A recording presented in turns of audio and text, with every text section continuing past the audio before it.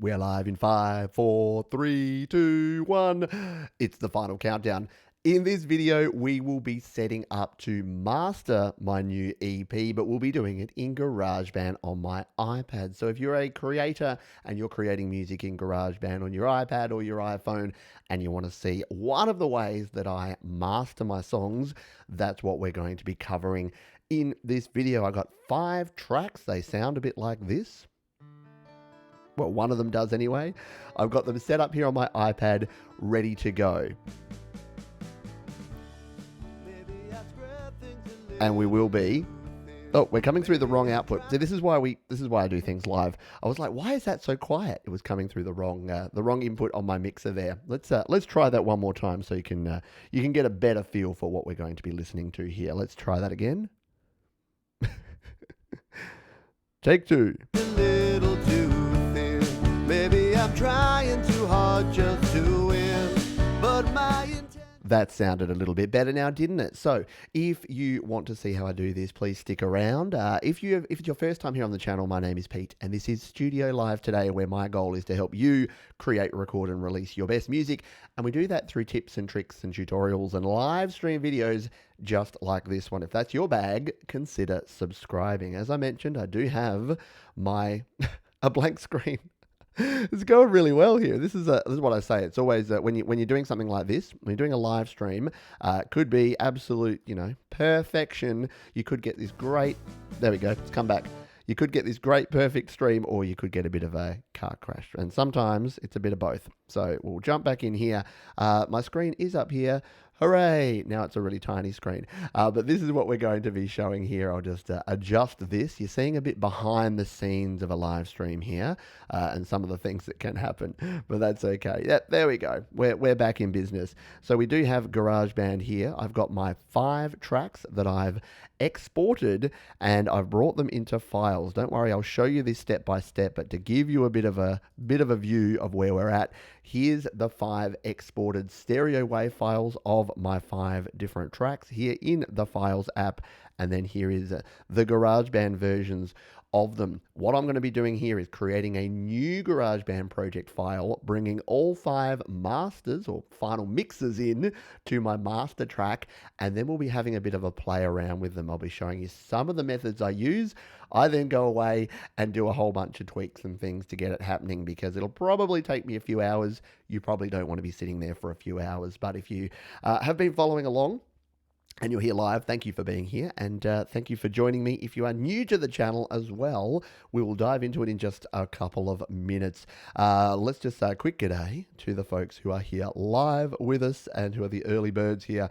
Hello, we've got Metallion58. Got to scroll back up. Colleggy was here early. He had to leave because it is, I know if you're in the UK or Europe, sorry, I know it's late at night. So hopefully you can catch on the replay if you're not here at the time. We've got Suraj from Nepal. Hello to you. Excuse me. Metallion58 is here. We got Scott. We got Jade Star here. We have Tom Richel. We've got Jack Alsop. Corner Cutter Studio. Hello to you. Fallen, Desolate Morning, Silk, hello to you. We've got, sorry, I'm scrolling on down here. Owen Davies, hello. Everyone who is here, hello. I hope you are doing well. And we will dive in and get started here and get cracking with this. So what have I done so far? Let's give you a quick recap before we dive in and look at the mastering side. So 3 weeks ago, I know it feels like forever ago, 3 weeks ago, I sat down and I said, by the 3rd of June, I will have a new EP recorded, mixed, mastered, and released. It is now the 2nd of June, which means tomorrow we are releasing this, which gives me 24 hours to finish all these. I'm pretty confident because I've done the final mixes. They're about where I want them to be. There may be some tweaks required. You can help me with that throughout this. Jade Star, who's here on the stream, helped me out with a final listen yesterday. We've done a few final tweaks there, and I think we're looking and sounding pretty good. So we've recorded these in GarageBand, all 5 tracks. I've shown you the mixing process where we've mixed them throughout the last week or so, and then we're at the point now where we're looking at the master. So let's jump back over into GarageBand and take a look at what we've got here. So here you can see we're at version 6 of Fence Sitter, version 5 of Hold On. No Apologies was already pretty close, so that's version 3. Perfect is version 6, and Things Have Changed has changed, pardon the pun, to version 4. Now, a few tips as we go along here. I've mentioned this a few times before, but if you're just joining up and catching up on the stream, if you are creating projects in GarageBand, a couple of things, a couple of bits of advice. Every time you make significant changes, yes, I know I'm using AirPlay. Every time you make significant changes, make sure that you actually save out. So if you make a bunch of changes and you've been working on it for an hour, hit your save button or go back to your main menu in the top left. That'll save it out. The other thing I do, you'll notice we've got an archives folder here. So all of the other versions of all of these project files are sitting here in the archives. So I've got all of those previous versions, and they're handy because if you make a mistake or you do something that actually makes it sound much worse, you can go back to your archives and pick that up. So what I've done today, just now, after I did my final tweaks, and yes, I'm guilty of trying to over tweak things, I need to just let go, is I've exported all of these as WAV files. So I'll just show you, I've already done it, so you don't have to sit here and wait with me while I do it. But the way I did that is I tap select in the top right corner, select each file. So in this case, we'll grab Fence Sitter, hit the share button down here in the bottom left. We'll go boom, and then we're sharing it as a song file. So we're not exporting the project, we're exporting the song. We're exporting it as an uncompressed WAV file, 44.1 kilohertz, 24-bit, and then we hit share on that one. Now, here's where you need to be careful. What I do here is, firstly, you open in. This will export the song, and then we'll decide where we want to save it. So we hit open in, it exports the song. It does it really quick because I've just exported it. If you're doing it for the first time, it'll actually have to mix down the song. But it was smart enough to know, Pete, you just did this. I'm just going to grab that last mix down and use that one. And I'm like, fine, go for it, GarageBand. All I do then is hit save to files. And what I've got here is I've got a folder under Studio Live Today, which is my May 2020 EP. I'm going to save that in. It's going to say, hey, you've already got one there. I'll keep both just so that you can see where it will pop it into. So that's all I do here is to save out each of these files. So the way I'm going to show you here today is using nothing outside of GarageBand. So I may or may not end up using this strategy. But when I asked around in the channel here, most people said, show us how to do it just using GarageBand, and then I can show you some other techniques if I decide to use them using an app like Grand Finale or Final Touch or Audio Master Pro or an online service like Lander. There's a heap of different ways you can master, but this way just requires nothing. If you've got an iPhone or an iPad, you can do this for free. All you need is the GarageBand app and the Files app, and you can get it done. Speaking of the Files app, let's jump over there and take a look now. So we're going to scroll on up. I'm still getting used to the scroll up thing with the iPad Pro. I miss my home button. I'm not going to lie to you, but I'll get there. I'll get used to it. So we're going to jump over here into Files, and here is what I showed you earlier. But now, of course, we've got two versions of Fence Sitter, which we don't actually need. We don't need this second version. So we're going to tap on Select. We're going to tap that, and we'll just delete it. So now we've got our 5 WAV files. Now, why can't I just release these? Well, there's a couple of reasons. The final mix is not mastered. I talked about mastering in a previous video, but if you're new to mastering, what mastering does is it takes your final mix and it just adds some final polish just to make it radio ready, to make it competitive at a competitive volume, and to make sure it sounds good with other songs, other mastered songs. So if you're on Spotify or Apple Music or iTunes, where we'll be releasing this EP, I don't want someone to listen to another song and then my song and mine sounds flat and lifeless because I've released the final mix, not a master.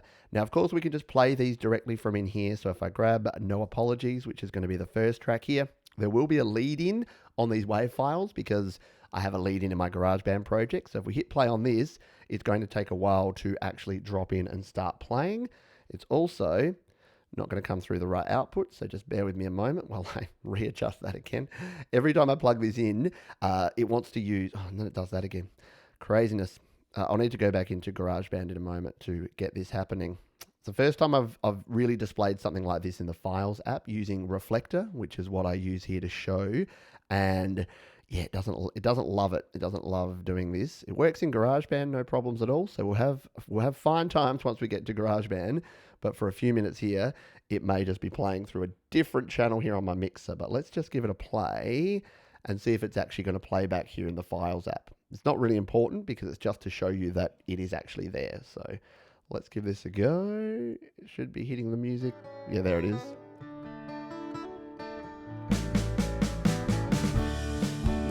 I spread things a little too thin. So there you go. And that was playing through AirPlay. So that is what we've got here. And all of our tracks are exactly the same. They're just the final WAV files. Now, when you're exporting, make sure you would have seen that I selected 44.1 kilohertz 24-bit WAV. You want to export your WAV files for mastering in the absolute best quality you can. Never, or if you absolutely can't avoid it, just don't use MP3, M4A, or any compressed file format. It's going to get compressed when you upload it to YouTube or Spotify or Apple Music or other places anyway, so it's a good idea to actually keep it at the pristine quality now so that it's not being double, triple, quadruple compressed. Because if you bring a compressed file into your mastering suite and then you output a compressed file and then you upload it to Spotify, they recompress it. Yeah, you're at 3-4 stages of compression and your song is not going to sound the best it possibly can. Rightio, there are our files there. I wanted to show you something here real quick. This is not a free app. This is about a $3 app, but it's called Audio Share. And I love Audio Share when I get to this point in my process because it's a quick way to trim my songs, which removes the front and the back, which I'll show you in a moment. But it can also show you a visualization of the WAV file. Now, I've always said mix and master with your ears, not with your eyes. But that all being said, sometimes you do just want to be able to see exactly what you're dealing with here. So what I'm going to do, let's bring these files here into my Audio Share suite here. So to do that, we're going to tap this yellow button down the bottom here, and we're going to go pick files. In fact, we'll pick folder. We'll bring a whole folder in here. So we can bring the whole folder, which is this one, Studio Live Today EP May 2020, and we're going to hit done. That will bring in this whole folder of all of these files. So there they all are. There's the 5 of them. And this just gives us the ability to play with a little bit more precision. So we can tap on that one. There you can see the waveform of Fence Sitter. There you've got Hold On, which is a little bit more aggressive. We've got No Apologies in there. We've got Perfect, which looks like that. We've got Things Have Changed, which is our quieter ballad song. So here's the problem. If we release these like this right now, they'd be okay, but you can see there that they're not up at maximum volume very much. Now, GarageBand does a frustrating thing called auto normalization, which means that you'll notice that at least in one spot in all of these tracks, it is peaking right up the top here. More so in our more aggressive songs than it is in the other ones. But it just means that what we'll need to do to make sure we have enough headroom is ideally you want it to not auto-normalize. GarageBand doesn't give you that option. What I tend to do is when I bring it into GarageBand to master, I will turn down that volume of that actual track and then add some limiting to bring everything up, to bring the level back up to 0. If we just use, for something like Hold On, you can see here we got no headroom at all because this is already quite loud. If we come in here and play this, put the volume up. Life is long and you have much time. You're in a rush and you don't know why. So if we were playing that there, it would be fine, and it's almost ready to release as a mastered version there. But if we just try to limit on that level, bits like this, it's already at that limit. You're going to start getting some crunching and pumping and over-limiting going on there. So we may need to just tweak some volume settings. I'll show you that as we go along. But I'm pretty happy at this point in time, as you may know if you've been following along, that we have these 5 songs as close to completed as we can be. Now, to show you a bit of a comparison there, let's come into my audio archive, shall we? And let's say, so this is the version of Things Change, one of my older songs. If we take a look at that, you can see a mastered song is going to be a lot more up here. It's going to be more of these square waveforms. Let's find another one here.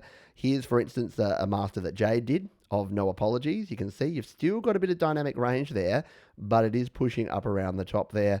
Let's try another one here. Oh, that's the original version of Things Change. Something like Wasting Time, same sort of thing there. So I was trying to find one that is just a real, I don't think I have one here. What about this one, Goats? Is this, yeah. So a rock song like this one, Goats by my band Fear Cut, you can see that a rock song is going to be a little bit more like this. It's going to be a little bit more pushing up to 0 dB. And again, I know we're not mixing or mastering with our eyes, but just so you get the concept and the difference between something like that, and that's the same thing, and something like that, which is pre-mastered, that's the difference there. Your mastered tracks are going to look more like that. Your pre-mastered tracks are going to look like that, or like the ones that we're actually working with here, they're going to look a bit like that, which is fine. It just means we're going to have a bit of headroom to play with. So that is where we're at the moment. That is our tracks, and what we need to do next is bring all these into one project file here in GarageBand. So I'll do that in just a couple of minutes. I'll just check in with the folks who are here live, see if we have any questions or comments or suggestions as we are going before we actually get started with this. Who have I missed? Who haven't I said g'day to? Come over here to my chat. Sorry, hold the line, please. We're going to get there. Rodrigo, hello to you. Good to have you here on board. We've got Pat Madigan is here as well. Thank you for being here. Did I miss Johnny? Yes. Hello to you. Scrolling on down. See who else we've got. We've got Langston Reese. Hello to you. I'm late. That's okay. Jump on in. We'll be fine. Scrolling down. I think I've said g'day to everyone else who has been here. Yes, thank you. Desolate Morning wants some goats. Yeah, maybe I should put goats as like a hidden track. Always with the goats. I know. Yeah, we always get there. Scott says, I got Audio Share after seeing Pete use it in a previous video. Really enjoying that app. Yeah, Audio Share is the bomb. Like if you don't have it, I highly recommend getting it. Sorry, I'll jump over here now just for a minute. Highly recommend it. It's got a Wi-Fi drive setting. It's got the ability to import and export all sorts of audio files, convert your audio files to other formats. Can even bring video files in and convert them to audio. Highly recommend that one. Just seeing if there's anyone else that's got any other comments on this one. We're all good for the time being. All good. Let us continue on, and I will get to the next section here, which is the fun part, bringing it on into GarageBand. So we'll jump back over here. We are going to come in to GarageBand. So we now know we got those WAV files. We were in GarageBand. Good one, Pete. We'll create a new project here. We'll tap on the Create Song, and we're just going to scroll on across to Audio Recorder because we're not using this as an actual normal thing. Here we go. We can turn on monitoring. This is going to be better. And we don't want to use AirPlay. So I'm just going to unplug and replug my interface, which is going to bring the audio, hopefully, over here onto, there we go. We'll do that again. Should bring the audio back over onto the two stereo channels of my mixer. Don't worry, just a little bit of behind the scenes stuff. Now what we do is we tap on the icon up here to come to our track view. Now what I'm going to do, I'm going to set up 5 different tracks to import all of these files onto a different track each so that I can use this one project to create all my final masters. How do we do it? We tap on the little loop icon here in the top right corner, and what I'm going to do is tap Browse Items from Files. Now we need to find where we've saved those, so we'll just go to the location on my iCloud drive here, right back there. We saved it here in Studio Live today in my EP folder, like that. And here they all are. So we do need to select them one at a time. Bit of a pain in the butt, but that's okay. So the first track we want to bring in is track 1, which is going to be this one, No Apologies. We'll tap on that one, and that's going to bring that here into our GarageBand file transfer folder. There it is. All we now need to do is tap and drag it in, except I've not done something. Can anyone remember what I've not done? I haven't set my project length. Okay, let's undo that because you need to do this first. First thing I need to do is actually tap on the button in the top here, and we're going to go to section, and we're just going to drag this up and just give ourselves many hundred bars because we just need enough space to put all these in. We're not going to use obviously these are all at different tempos. We won't be using the metronome. We'll turn the metronome off like that. And you can see there, we've just got a big open space now that we can add in our different tracks. So let's go ahead and do this. Same thing again, tap there. Tap and drag this one in and pop it there. Now you can see that's looking better, right? There it goes. It populates out our waveform. There is our song, No Apologies. And if we just come here and hit play. Maybe I don't always do what I say. Maybe the deadline. We are all good. Let's bring out our little mixer console, like that, and we can actually select each track. So what I'm going to do now is bring in the other 4, and then I can solo each one. Now, be really careful with this. You can accidentally put them all in the same spot and play them all at once. There's a way to work around that, which I'll show you as we go. So let's do this. Again, you're going to have to, see me do this 5 times. In hindsight, should have done this beforehand, but it does bring us straight into the folder if you've already opened a file in this folder. So the next song we want is Hold On. So we're going to tap on Hold On. It's going to bring us on in here in just a moment. There it is. Now we can just tap and drag this. You can see it gets pretty quick to do this sort of stuff afterwards. And this is what we're doing. So you can probably get the idea of what I'm going to do here. I'm going to create a project, which is my entire EP. And this is great because it means as I'm mastering, I can hear the transitions, I can compare different tracks. And when you're doing an EP or an album, this is a great way to actually get each song in order. Play around with the order if you want to. Make sure that they're sounding good and cohesive as an overall EP. So we'll do the same with Fence Sitter here. Bring that one in, drag it on across, put it on its own track down here. Might need a little bit more space, so let's just come back here and up our bar count. If you need more space, don't worry, you can just turn your tempo down and that will create more space in here. So you've got up to I think it's an hour and 40 or something. So you'd have to be doing a really long album for it to not all fit in here. So let's do the next one, browse. We'll grab, where are we up to? Things have changed. Bring that on in. Come on, there we go. Tap and drag and pop that one in here like so. Did I get the right version of Fence Sitter? Let me just check that. Ooh, no, I didn't. So I'd already done a bit of a practice run of this. So I thought that imported a bit too quick. It was actually this one here. I should have deleted these test files before I started. So that one goes there. We've then got the final track here, which we're going to grab. And we're going to scroll up. We're going to go browse. We're going to grab perfect. Tap that one. And then, there we go. There's perfect, version 6. Drag it in, and you can see you don't have to create a new track. You just put it below the last one, and it will create a new track for you. So there we go. We have the 5 tracks of this EP. They're all set up. They'll all sort of run into each other. What I tend to do now is just a little bit of tops and tails stuff, just so that we're not playing around with this. So to do this, we're basically removing the start, and then we're working out where the end point's going to be. So already in my mix, I kind of faded them out, but sometimes it'll leave a little bit of space on the end here. I may need to cut some of this off. So let's just take a listen to the start here, and we'll trim these down and get them in play. I know some of this is going to be a little bit repetitive as we go through, but I just wanted to show you in this live stream everything that you need to do. So if you're doing the same thing, you'll be able to get up and running. So hit play. There's where it starts. And now you don't want it to be right there. You want to give it a little bit of breathing room before you hit play. The reason being that if your file starts right at the start, a lot of streaming platforms will sort of cut it off or fade you in a little bit, and you might miss that first hit. So for a song like this, I'd probably put it somewhere here. So we'll just split there, tap that one, delete, and just do a quick test play. That's about right, yeah. So from where we hit play, we'll go play. It's about half a second. You don't want it much more than that. You don't want people hitting play and nothing happening, but you also don't want it cutting off. So about half a second is good at the start. We'll scroll all the way to the end, and let's just take a listen to this ending. It's all that I can do.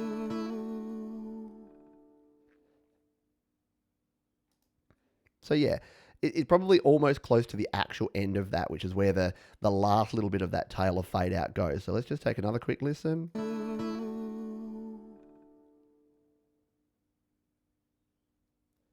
Maybe a little bit. So we'll just drag this back to maybe about there. Take one more listen.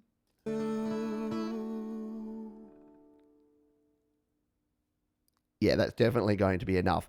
You don't want any sort of cut off there. So you want to make sure that your fade out is going to be right down to where you want it to be if you want to do that. Now that's all cool. We've sorted out that first track, and we'll show you some of the moves that we make to actually start the mastering process, assuming we're doing it here in GarageBand. But let's just grab our second track, and again, we will solo that. But again, because they're not looped up over the top of each other, because what some folks do is they'll just put them all on top of each other like this, and then just solo them on off. The reason I do this to start with, at least, is that we've got that space between. I won't accidentally play all 5 songs at once and blow up my my ears. So we'll come in here to hold on, and we'll do the same thing. We'll find the start point. Oh, that's a bit too far away. We'll come down here. So same sort of thing. We just want to give it about a half a second before. So we'll just try this on for size.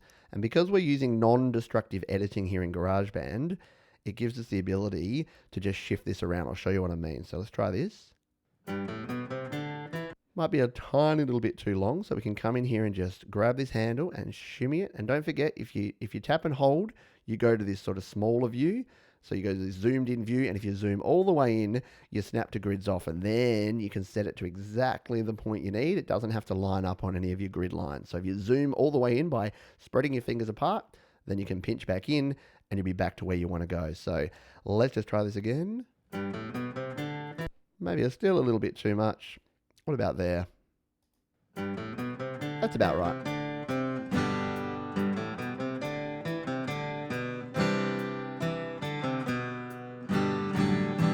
Cool. So that's what we want to go with there. So now we can start playing around with a few different things. If we solo both of these tracks, we can take a listen to the transitions between tracks. Now, this isn't really part of mastering each individual track, but it's an important thing to look at in terms of how your album or your EP is going to flow. So let's put these together here and here. We'll line those right up against each other, right on that spot. And let's take a listen to the end of our first track going into the start of our second track. This part excites me. Sorry if it doesn't for you, but I love this part of a process when you're doing an EP or an album. I think in our singles culture these days, we forget about the fun of working out how an EP or an album's actually going to come together. So let's play these couple and see what it sounds like. Things right for me and you. It's all that I can do.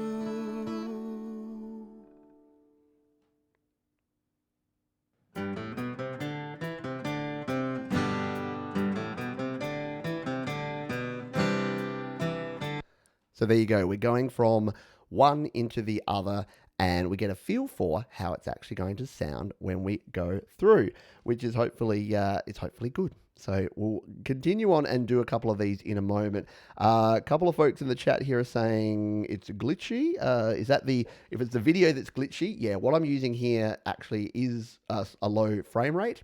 So you'll get about 2 frames a second. So you won't see every move. I try to do it slowly, so you'll see it, but I need to improve. I was talking to Jade beforehand. I need to up my graphics card, maybe my processor here, because it's nice and smooth on my iPad. It doesn't show it as smoothly here on the live stream. I am trying to get a HDMI setup, which would be a lot smoother and a lot better down the track. So let me know if there are any major issues here on the stream. Please let me know. I'll just see. So Desolate Morning saying I've been having issues with the chat on my end. And Metallion saying it's still working. We're quiet students. There you go. Is the chat frozen? No, I think it's good. Let me say something. Let me say, hi, folks. There you go. Make sure that things are ticking along and hunky-dory. All right, let's jump back in and do this next track. So we do the same sort of thing as we go along here. We take a listen to the end. Excuse me. About there, yeah? And we can, again, non-destructive editing means we can change these. If we find that we cut off too much or too little, we can change them. So if we listen to this.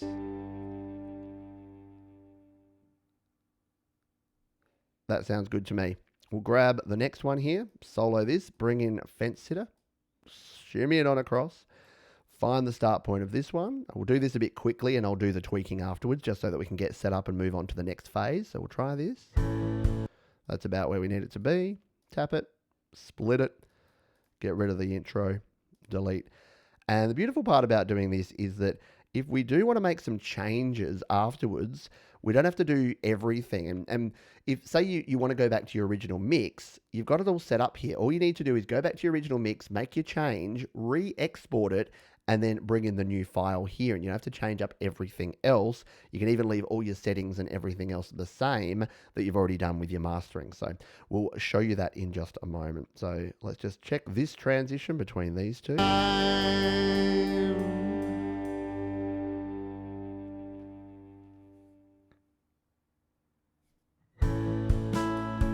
Too long, right?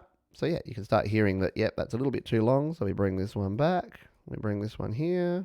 Try it again. You want that nice tail.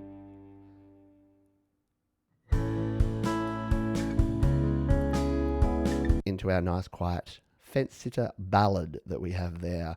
We'll come here to the end of this one. We'll do the same again. Listening for that ending.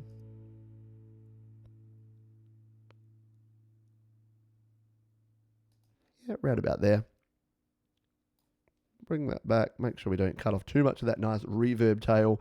Bring in our next song, Things Have Changed. We'll solo that track. Bring this across. Find the point that we want at the start. Doing this pretty rough and ready because, again, I don't want you to have to watch it for too long.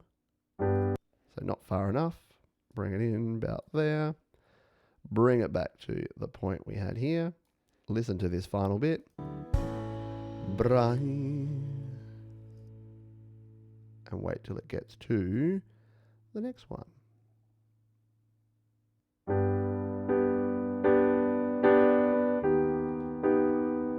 Cool. Move into that one. Come on down. One more to do. Our final transition into our last track. And you can see it does take a little bit of time, but you kind of only do this once because, again, once you re-bring in the other ones, you can then just reline them up quite easily because you know that they're going to be the same length. This will just get it all happening. So let's hear the end of this one.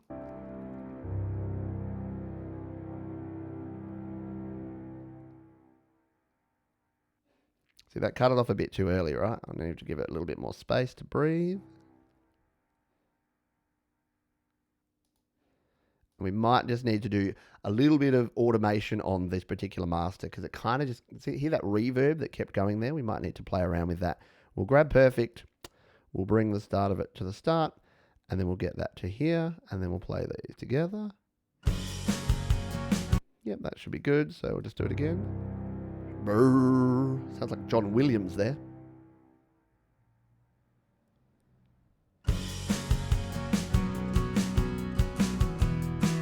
Into our last song. So what do we have now? Well, we've got our 5 final mixes. We've got them in the order we want.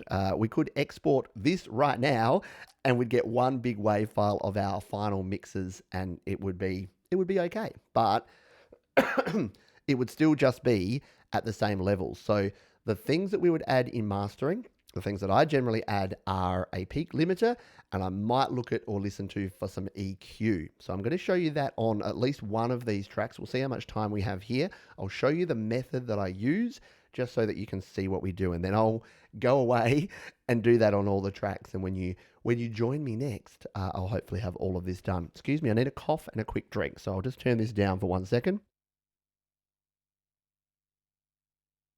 You didn't need to be on mic for that. Yeah, apparently a few issues with the chat. So Jade's saying, I think they're talking about the chat. YouTube has a chat glitch. It's been affecting me also for over a week, but mainly when the chat has been set to slow mode. Made several reports to YouTube. Well, apologies. Yeah, I know that we had some issues. Bubba had some issues in one of the live streams recently that it might not be coming through or you might not be seeing the chat. Sometimes just refreshing can help out with some of these live streams, but I think YouTube have had some challenges because so many folks are live streaming right now and releasing and uploading videos that, they're literally, I think, adding servers by the day just to keep up with the demand. Because remember, every time someone hits go live, it's another server having to process it and stream it out. And it's, when you think about the technology involved with this, that there's, 10, 20, 30 people watching me and you're seeing what I'm doing on my screen and you're hearing my voice and you're hearing the music and it's got to process that through at a decent quality and it's doing that millions of times a day. I know most of you appreciate that, but yeah, it's just something that we have to manage at the moment because it is a challenge indeed. Scott says, I definitely like the approach of cascading the tracks so they're not all at bar one. And really cool seeing the process. Look forward to playing the EP start to finish once released. Likes to Reese. All these buttons. Yes, there are buttons. Jade says the bug is linked to iOS 13.5. So it might be all you folks watching on your iPad or your iPhone. I did notice 13.5.1 is out now, so maybe that's going to help. We'll see. Tom says this approach was a lot more important in the days of CDs or cassettes. I missed when songs used to flow right into the next without a gap on an album. It's sort of a lost art. It really is. And yeah, I'm probably rediscovering or recapturing the feel of an actual EP or an album because I wanted this one to be, it's not really a concept album or a concept EP, but it does sort of tell a story and it is a start to finish kind of theme. So I did want to do it this way just for that reason. There would be nothing stopping you from, say you wanted to just set all of them right at the start there and then just solo each one individually and do your processing. In fact, at the end, that's kind of what I end up doing because what you actually want at the end is you don't want to export a track that's got a whole bunch of blank in front of it, so you will bring it there at the end. But we'll duplicate it and make a second version of that to do that. While we're working on the masters, I have them like this. I have noticed, however, that I don't have this one right up the front, but that's no problem because all we need to do is drag a big box over all of these. And then if we grab no apologies at the start here, we can just make sure this one butts right up there against the start. We know we've got that little tiny gap there. So now when we hit play, it's going to be right there. Good to go. So there you go. Now, I don't even know how long this EP is going to be. So this will be interesting when I actually go to export it, how long it actually is. I'm just going to come to the end here. I'll just leave this at 422 bars just so that we don't have a bunch of extra at the end that we don't need. So we'll bring this on down to 422. There you go. That's going to fit them all in the best that we can. All right, what do we do with these now? We've got these in here. What's the quick and dirty way to master? Well, it's to basically throw a peak limiter on here. So here is what I would do if I just wanted to boost up this volume of this track. So you already saw over in audio share. We'll just jump back over to audio share so you can see that. You've already seen what these look like once they're in audio share. So here is no apologies, and you can see it's ticking along there. It's all good, but it is pretty close to 0 dB in a lot of those sections. So what I tend to do when I'm mastering in GarageBand, because of the auto normalization problem, excuse me, is I'll turn down the volume by a few dB, and then I'll add a peak limiter to bring it up by a little bit more than what I turned it down, so that we can actually get a waveform that is really sort of more close to that 0 dB whilst maintaining a bit of dynamic range. That might sound confusing. It's easier to visualize if I show you how we do it here in GarageBand. So let's focus in on no apologies. First thing I'll do is tap on the mixer icon here in the top left. I'm then going to go plugins and EQ. And we're going to set up what mastering plugins we need. So I'm going to tap on the edit button here. First thing I'm going to do, which might seem weird, is grab my visual EQ and put this right up the top. I'll show you why in a moment. And we hit done on that one. I'm going to delete this effect EQ. It's not really anything. Actually, if you want to know what it is, oh, did I delete it? I think I already just deleted it. We'll come in here. It's this tone and squeeze knob that you get here on the clean audio sound that you have there. So if we edit this and we delete that, it gets rid of that. We've still got this squeeze, which is our compressor, I believe, which you can't actually delete. So yeah, but if you don't want that, if you've ever wondered what that effect EQ is, it varies by the different thing. But in this case, it's just that tone knob. We don't want that. We want to do some more customized stuff. So we'll hit edit again. So we've got our setup. We've got our EQ, our compressor. The other things that I want here at the very bottom of my chain, I want my peak limiter. So I'm going to tap on the plus button here. I'm going to go to scroll down here. Oh, no, audio unit extensions. That's right. Now, if you don't have this, there is a setting that you need to actually set within iOS, within the GarageBand settings, that says enable audio unit plugins, and that will enable all of these Apple plugins. So of course you can use a third-party plugin, something that you download or purchase or whatever, but we're looking at how we can do this completely in the tight-ass way, as we say here in Australia, the cheapest way, the $0 way. So we're going to use the default stuff. And the peak limiter that we have, I've pressed the wrong button. The peak limiter that we have here in GarageBand, let's just start that again, shall we? Go away. What's the pod EQ? Why do they add that? Audio unit extensions, scroll on down, and we need the peak limiter, this one here. We'll tap on that one, and now you can see we have a peak limiter ready to go and ready to use here at the bottom of our chain, which we can use in our mastering process. What other mastering plugins do I use? Sometimes it's legitimately just that. But what I do like to add in here, and it's also free, is the LRC5, the EQ plugin. So we're going to tap plus there. We're going to go audio unit extension.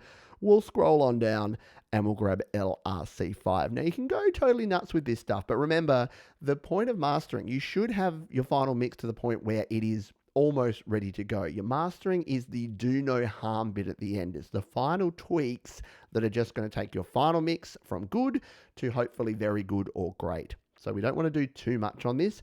The reason I have the LRC5, it's a 5-band EQ, and it's very easy to make very small tweaks to some of the different frequencies. So if you're at this point and you're just in your overall mix, you're hearing a little too much treble, you can easily just roll off the treble. Little too much bass, too much honky muddiness around 2K, you can do all of that here with the EQ. So that's something we'll show you in just a moment.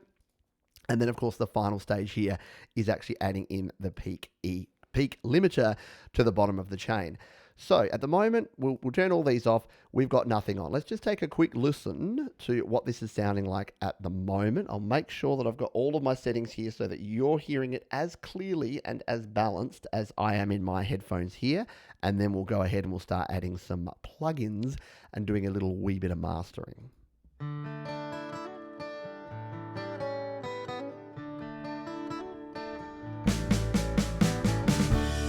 Maybe I spread things a little too thin. Maybe I'm trying too hard just to win. But my intentions are always the best. Maybe I don't always do what I say. Maybe the deadlines are missed. So that's where we are at the moment. You can see at the top here, based on the fact that this has been auto-normalized, it's hitting pretty high up there on the meter there, and it's sounding okay. It's sounding good at the moment. But we want to make it, again, radio ready. So we want to add a little bit of something to increase this. So what I would generally do is come back in here to my plugins and EQ. Now, the reason I put the visual EQ right here at the top is I can use this as an easy way to use your master volume. Now, you can grab this, right? And you can just move this up and down. Here's the problem. What volume is that at? We don't know, because there's no volume markers. There's no way to know how much you've turned it up or down by using that. So I try to leave those the same and actually use the EQ. There is a gain dial on the EQ here that can turn the overall mix up and down. So I've got the EQ at the top here, and all I'm going to use this for is to turn it down. So what I'll generally do is drop this down. Now, depends on the mix as to how far I drop this down, and depends how much I want to add back in. Because this is already quite up there, I'll probably only drop this down about 3 or 4 dB. So we'll drop it round to that level there. And now if we play it back, it's just going to be... by a day, but I'm here to tell you I'm trying to learn. just a little quieter. And I'm running as fast as I can, but the work, it never ends. So it's just turned it down a little bit, and then it can be as simple as this. I just turn on the peak limiter and then just dial in the limiter until it's to taste, until it's limiting. Because what a limiter does, it's a compressor, but it's called a brick wall or a peak compressor, meaning that it'll compress the audio, it'll bring up those quieter sounds, but it won't let any of the loud sounds go above 0 dB. So the reason I turn it down first is because of GarageBand's auto normalization. If I leave it up high, it can turn those loud sounds up too high, or even though it's got a limiter, it'll start getting some pumping and some distortion. So we don't want that. Now, your attack and your release here, again, you can use what you like here, but generally you probably want to slow down the attack and give a quicker release when you're mastering, because you want subtle changes. Yeah, like if you want a compressor that's really going to crush it, you'd put like a really fast attack time and a slow release time, meaning that when the compressor kicks in and starts compressing, it does it straight away and it stays on for a long time. We want to do the opposite here with mastering. So we generally flip this around, give it a slower attack time and a faster release time. So it's just chopping off those peaks as we get there. And then all I do with this is dial up this gain until it's at the level where it's not clipping and distorting and sounding bad, but it's giving me the best bang for buck on this. So let's go back to the start of the track. We'll double tap on anything in GarageBand, by the way, to make it back to 0. And then we'll slowly bring this on up. So let's hit play on this one and show you what I mean.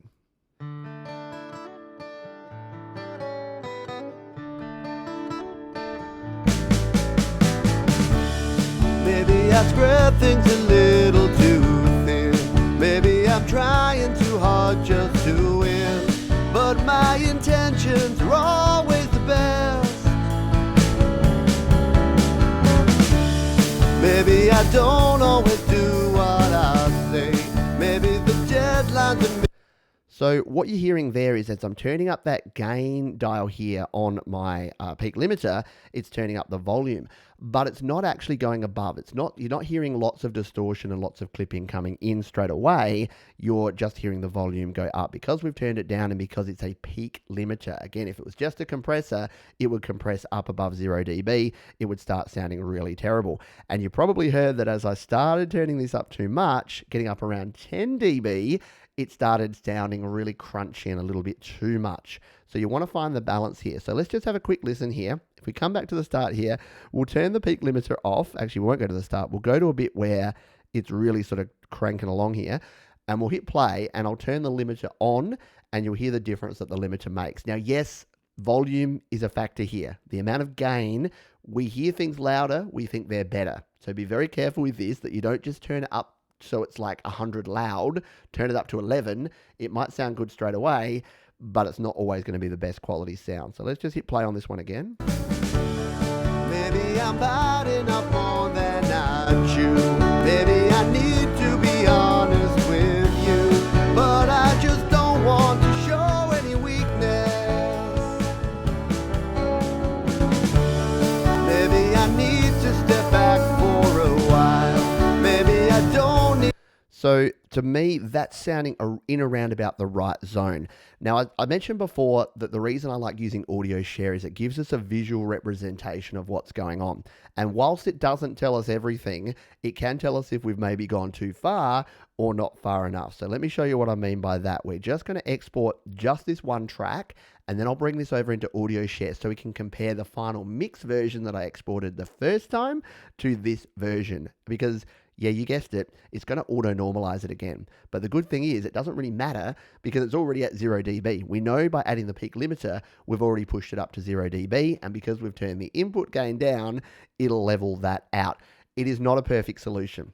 I know that mastering engineers or those that have studied mastering are probably looking at this going, no, there's no way that that's a good thing to do. You need proper headroom. You need a proper mastering suite. I get pretty good results with this, and I can only talk in my experience and in my opinion. If you want to use a mastering engineer, if you want to use some of the other mastering apps we'll talk about at the end of the video, then by all means do that. This is just one option that is simple, it's fun, it means you can do it all yourself, and if you trial and error experiment, you'll probably end up with a pretty good sound. So let's come out of this track. Now, I realized I made a big mistake here. I hadn't saved that for that entire time. I'd done all of that work. And remember how at the very start of the video I said, please, whatever you do, make sure you're saving your work often? That could have crashed GarageBand while I was playing around with that limiter, and I would have lost everything that I just did. So that is not a good idea. So what I'm going to do now is I'm going to, I just tap, see what I mean? That just jumped straight out of there. Where are we? Come back to GarageBand. It went to the wrong spot. We'll come back here to where I was saving that in progress. I don't know quite what I did there. So we want to rename this one, yeah? So we're going to tap and hold on the name there and release and rename. So we're going to call this one EP Master. So now we know we have saved in that work that we've been doing. Now, because we've only soloed that first track, that's the only one that's going to export. So we can now tap select, tap on this one. We can share it. We can tap on song. We can tap on uncompressed wave and hit share.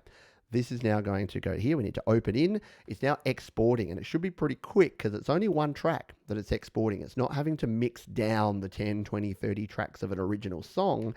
It's just mixing down that one stereo track. And as I say that it should be pretty quick, it's taking a while because it's probably because it's the first time it's exported anything from this project. So we'll give it a couple of seconds. There it goes. It has done that. We can now save this one to files. Although what I'm going to do, I don't really need to save to files right now. I'm actually just going to do something different. I'm going to send this straight over to audio share because this isn't the final version I'm going to use. And if I save to files, I'll just need to then go and import that file into audio share. So let's go more here over on the side. We'll scroll on down, and because we've got audio share here, in fact, on this new iPad, I haven't actually added it to my favorites. So let's do that. We tap edit in the top right corner. We'll tap the plus. And now if we come to the top, this is actually going to add it to my favorites. So it's right there. It's one of the things I can do along with send to iMovie. I can now copy to audio share. Let's do that and take a look. So here it is. Now because I left all those other files in there, it's got a really long endy bit to it. So try to ignore that. But this is what the file actually looks like now. And we can actually play it. And you can see the difference here if we go to the original version. So there's the mastered version, and that's where it's peaking. It's hitting the 0 dB. We go to the original version. It looks like that, yeah? Now I know they're different sizes. In fact, let's just do this real quick. I'll show you the power of audio share. We can actually really quickly just trim this down. Up in the top right here, we can tap tools, and then we can tap trim and fade. And then we get these cool fade handles. We can just bring it on across. And if we hold it down, it's going to zoom us on in. So there you go. We can zoom right in and we can set the spot that we want to release it. Release it there. Done. We hit save. It creates a trimmed version. There it is. So that's what the mastered wave file is looking like at the moment. And if we compare that to the version that we had originally, there's the mastered version. There's the original version. So it's very similar, but it's just hitting the peaks. It's hitting up to 0 dB. So let's take a comparison listen. I'll just bring this one over so it's in the same spot so that we can easily see it. So we'll just tap this. We'll move it. Move. And we'll pop it in the right spot. Move it there. There we go. So there it is. It's just called EP Master Trimmed. So no apologies there, this one here. So we'll take a listen to the original version here. We'll just play this. Maybe I spread things a little too thin. Maybe I'm trying too hard just to win. That's our original version. If we come over and listen to our mastered version, it's going to sound like this. Maybe I spread things a little too thin. Maybe I'm trying too hard just to win. But my intention. Now, all we've changed here, we haven't done any EQ, we haven't changed anything about the audio. All we've really done is limiting on this. And again, if you're wondering here, why would we do that instead of just turn the volume up? If all we want to do, Pete, is turn the volume up of that one, keep in mind that just turning the volume up, some of these peaks are already quite up there. They would just go into the red, they'd start clipping and distorting. By using this method, we're turning it down a little and then adding that peak limiter just to bring up the overall mix. That's probably about where I'd want this mix to be if I was looking at it. It might need to go a little bit more because it's a bit more of a rocky song, so I may even be able to drive the limiter up a bit more. In fact, let's just show you a quick experiment on that one, just in case you're wondering what it might look like if we went too far with this. So we'll do the same thing again, but we'll come in here and we'll over limit it. We'll completely crush it, and then you'll see the difference. So if we come back in here to our EP, let's just say that you just listen to Metallica and Foo Fighters and a bunch of other heavily, highly limited masters, and you're like, I want my master to sound like their masters. How do I do that? Well, you would come in here and you would just go nuts with this peak limiter. So let's just bring it up to like 15. I won't even play it because I'll play it, but I'll just turn the volume of the mixer down here so that we're not going to blow our ears off. But let's just take a listen to what this is going to sound like. Maybe I need to be honest with you, but I just don't want to show any weakness. Hopefully you hear that pumping. Hopefully you hear that it's hitting the brick wall and it's bouncing up and down. So instead of dynamic range, it's right up the top and it keeps trying to get higher and it can't do it. We won't even do it that much, but let's just bring it back to say 10 dB on this one, like that, and just play. Maybe I need to step back for a... So that's a little bit more there, yeah? So we'll come back out of here. We'll do the same thing that we did before. We will select it. We'll tap it. We'll share it. And we'll see what this looks like. So we're going to go song, uncompressed wave. We'll share it again. We'll hit open in. And then once again, we'll send it out to audio share. And we'll just take a look at what this waveform is going to look like. If my predictions are correct, it should be a big sausage with very little up and down movement. So we've removed all of the dynamic range, which is generally not what you want to do with this sort of music. Some sorts of music, you can make an argument for it. Very electronic music, drum and bass type music, maybe you want to do that. But let's copy it over. There it is. So this is what I refer to as the sausage waveform. Let's just trim and fade this one and take a look. And hit save on that. That's going to trim it down. So yeah, so this is where you can see that it's very heavy. It's very heavily done. So if we compare it to the original there, that's what that one looked like. In fact, we'll come into here. So the original version of this song looked like this. We did a master version that looked more like this, but it's still got quite a bit of dynamic range in there, but it's hitting those peak points and it could probably go up a little bit more. So maybe we would use 6 or 7 in terms of that peak limiting on this mix. But then when we take a look at the new version, yeah, that's what we're dealing with there. And if we play this back... Maybe I don't always do what I say. Maybe the deadlines are missed by a day. You're probably hearing a little bit of pumping, maybe a little distortion in there. Let's come to the end here because the loudest part is what you want to listen to, because if you've over compressed, over limited, the louder parts are going to sound terrible. Let's try this one. I can see the light and now it's time to make things right for me and you. Did you hear the little clips, hear the little bits of distortion, the bit of pumping as it was going in there, as it was trying to over limit? That's a sign that you've gone a little bit too far. So hopefully that gives you a little bit of an idea and a visual idea of the sort of things we're trying to do and not do when we're mastering. And the beautiful part of this is that you can actually see it. Whereas in a lot of other mastering programs, you're listening for it, and you do want to, again, you want to mix with your ears, not with your eyes, but sometimes just seeing that visual representation can give you a good idea of what you're actually doing, and especially if you're doing something wrong. We'll come back and we'll look at the other thing, which is EQ, in just a moment. And then we'll finish off by doing a few quick tweaks to this, and then I'm going to stick around to listen to the full EP and maybe do a few tweaks as we go through here in GarageBand so that I can then export it, because we're not done here, right? The next phase is that even when I've done some EQ tweaks and I've got my limiting set right, I'm going to export this. I'm going to take it with me and listen to it for a couple of things. Make sure that the order's right. Listen to those fades between tracks to make sure that the right balance is there. There's the right amount of fade out and the right amount of start point. And then, if there's any tweaks I need to make, even back to the original mix, as I said, I can always make it in the mix, re-export the mix, bring it back into this master project, because now I know I've got this one project that has everything ready to go. Before I forget to do it, let's jump in here and turn this back. I think what I'll end up going with is about 6 dB on that peak limiter that I'm using there. So we'll leave that as 6 at the moment, and then we'll come back and take a look at that in just a few minutes. Let's jump back over here.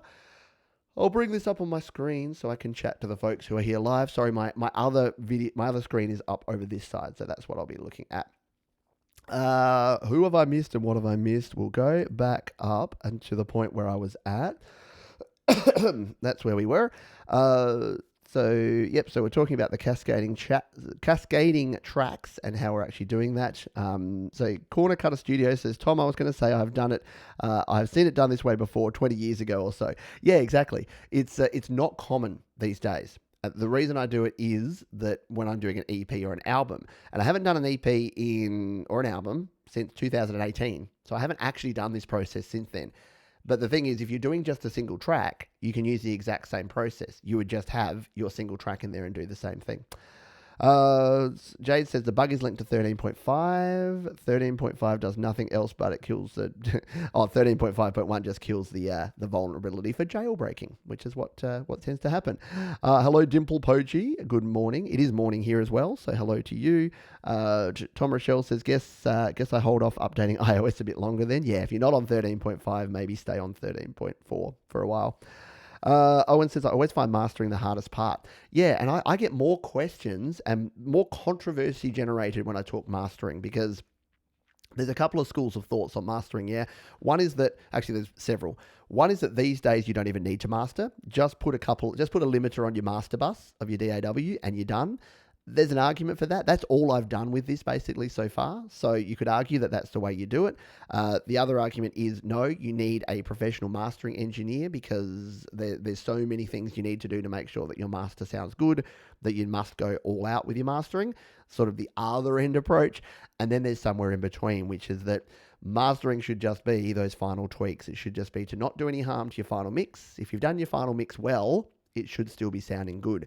And if you do too much, you could end up making your mix sound even worse. So I'm going with the middle of the road approach. And yes, there will be people, I know there's people getting their typing fingers ready to jump onto the keyboard and tell me that's not how you master, this is how you master. It's like, that's not a knife, this is a knife, which is fine. As I say, I just share my ideas. You might get some that you try that work great for you and you go, yay, thanks Pete. You might get some ideas that you think that's terrible, I'm never going to try it. That's cool too. You may try it, it doesn't work for you. You try something different, and that works. Also good. The point here is, don't overthink it. Don't overcomplicate it. Just pick a way to go go with it, because you're never going to know what it's going to be like. Try not to go back in time. Try to just keep pushing forward with your music and your creation, because you can get into analysis paralysis. We've all been there, where you just spend so much time on the tiniest detail and then you forget to actually release any music. Nobody wants that. I don't want that. Ultimato, hello to you. 1,000 watts, glad to make it before it ends. Good to have you here, my friend. Sion is here. What is up, my friend? Hope you are doing well. Had a lot of things to do lately. Well, that's a good thing. You want to have a lot of things to do. And I love that you want to watch a lot of studio live today. But make sure that you're doing your own creating too. Because my goal here, if I put out so much content that people just watch my stuff and they didn't create, record, and release their own music, I'm not doing my job. I'm not living up to the mantra that I say at the start of every video. So hopefully you continue to do that. Question from Scott here. Should I still use a peak limiter if I already have a plugin like FAC Maxima? Is the normalized option in audio share not necessary since GB does it? Two very good questions. So let's jump over and I'll answer those over here. So I've actually done a previous video where instead of using the peak limiter, I actually used another one. I used a plugin called the FAC Maxima, which is a very cool maximizing, limiting type plugin. And yes, it does do basically the same sort of thing. And you can see here that we've even got a master version, a brick wall limiter version here. So if I, for instance, put the FAC Maxima on here in its master mode and played this mix back, I'll just make sure the volume's down a bit because I haven't tweaked any of these settings. Let's just hit play on this one. Maybe the deadlines are missed by a day, but I'm Yeah. here to tell you I'm trying to learn, and I'm running as fast. So yeah, it's basically a replacement for that. So if you're running a Maxima plugin, another sort of compressor or limiter or brick wall limiter plugin, you wouldn't need to use the free peak limiter. I think the FAC Maxima is about a $10 plugin. And again, you can do things like drop the mix down here. If you didn't want it to be as aggressive as it was just then, if we play it back now. Fast as I can, but the work it never ends, and I try to make amends. You can dial that into taste. So yeah, there's a lot of different ways and a lot of options you have. And I may play around with some of these as I'm doing things today to see if I get a better sound. But yeah, that is definitely one thing you do. What was part 2 of your question there, Scott? It was... is normalized option in audio share not necessarily since GB does it? Yeah, basically. So what you're probably referring to there is that you do have here in audio share over here. So if we were over here with our original songs here, normalizing won't actually do anything to this because it'll just push the volume up to 0 dB. But you can notice that even in a quieter song, let's grab Things Have Changed, even in a quieter song, at least one point, it's actually hitting 0 dB because that's what normalizing does. It actually increases it. So regardless of the overall volume, and you can see the difference between a quiet song there and a loud song, they're still hitting 0. But Hold On here is hitting 0 a lot more than what Things Have Changed is. This one's much lower down. So yeah, that's you wouldn't need to normalize it, because if we came in here and we normalize this audio, let's just to show you what it will actually do, it does nothing. So yeah, it won't normalize. A GarageBand export doesn't ever need normalization because GarageBand does it for you, despite the fact that we would love an option in GarageBand iOS to not normalize our tracks. There is an option of that in the original GarageBand, in GarageBand Mac, but sadly not here in this one. Let's continue on here. Any other questions we have here or comments as we go here? In the words of Reed Stafford, a lot of online services have limiters and limitations. Yeah. Try not to add too many as it can potentially degrade the quality. Yeah, exactly. Do no harm. That should be the ultimate goal of mastering and mixing and doing anything. You want your music to sound its best, not the worst. It can be. I know, sounds a bit obvious there. Let's continue on here. Hello to Chico from Brazil. Good to have you here, my friend. RJ, lovely. Good morning to you. Hope you are having a lovely morning, pun intended. So John says, honestly, I use Maxima, the stock limiter, or Bark filter. So there you go. There's a few options that you have there. I like the compressor in Bark filter, but I use limiter in FAC. Yeah, so FAC Maxima you can use for your limiter as well. Scott says, yeah, I use Maxima. I heard about it from another video I did, yes, which I talked about Maxima. So that's cool. So here we go. Jade Star, quick announcement here. I want to throw this out here because Jade was a pivotal part of doing this EP. Says, I wanted to let everyone know in the next 24 hours I'll be debuting my daily How To App on iOS series live every day on my YouTube channel. There you go. Subscribe to Jade on YouTube if you haven't already. And the first episode's on the app over, which is excellent. We absolutely need this. I know it's weird. People say, you say that it's good when people create more content. Isn't that worse for you? I'm like, no, it's better for me. The more people that pile on and realize that iOS is the greatest, or in my opinion, the greatest platform for producing and creating music, the better it is for the whole community. The more people creating, recording, and releasing music. That's what I think anyway. Let's see. Anything else going on? I'll just see if anyone's got any more questions about the mastering. Comment here from Jay. Hello, Jay McGarren. Good to have you here. I'm with you on getting a good mix and minimal tweaks. I've made the mistake of getting carried away and losing my way. Yeah, you can do it super easily. Like I look back on some of the things I've done, and even the album I did in 2018, the mastering I did then, I think I got really excited. I just got Final Touch and I'm like, this has a stereo widener and a reverb and 2 EQs and a brick wall limiter and a multiband compressor. I'm going to use everything. When really, my mixers probably just needed a little EQ and maybe a limiter and not much else. So yeah, less is more.